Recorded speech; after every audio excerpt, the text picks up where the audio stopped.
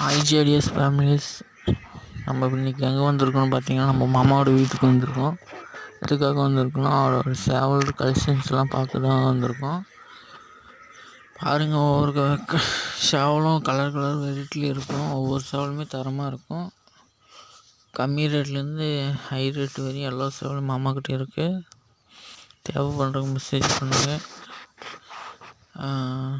குஞ்சு நம்ம மாமாக்கிட்டே அவைலபிள் நிறையா இருக்குது.